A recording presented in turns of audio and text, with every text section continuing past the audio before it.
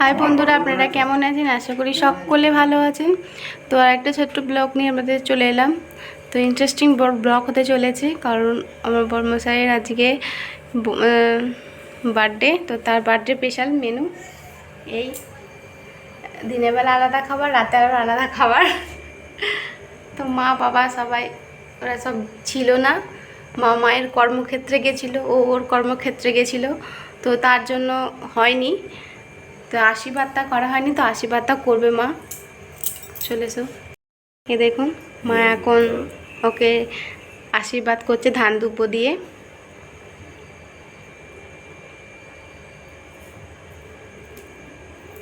দেখুন, অনেক রাত হয়ে গেছে, তো তাই জন্য উলু দিচ্ছি না, শাঁখও বাজাচ্ছি না।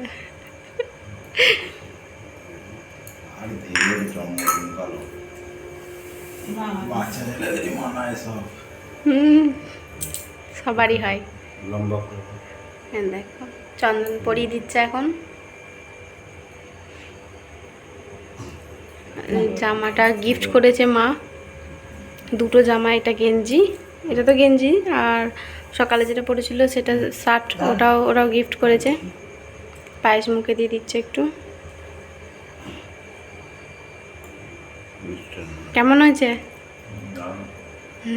মা করেছে এটা। হ্যাঁ, এই দেখুন,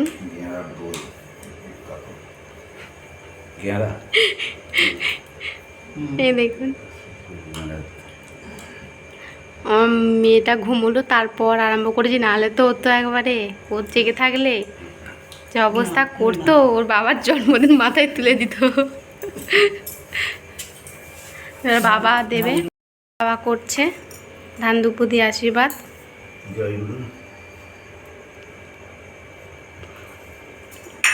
দেখুন,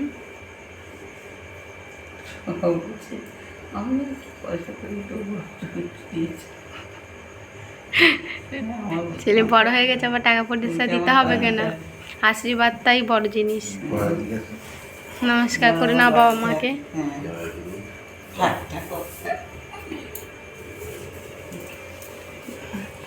তুমি খাও, খেয়ে দিয়ে বলো ঠিকঠাক সব আছে কিনা। এ দেখো, খাও, আস্তে আস্তে খাও। ভালো হয়েছে?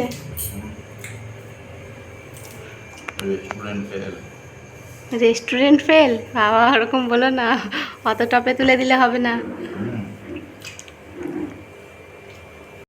ওই দেখুন, মা বসে আছে, মায়ের সাথে সেলফি তুলছিল তখন।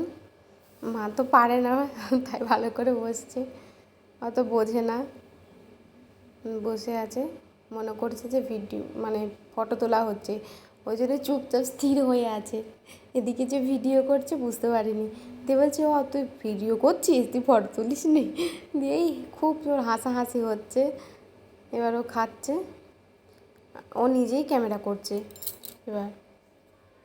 আর আমি তখন মায়েদের জন্য খাবার বাড়ছি, আমরা সবাই একসাথে বসে খাবো বলে। তো বাই বন্ধুরা।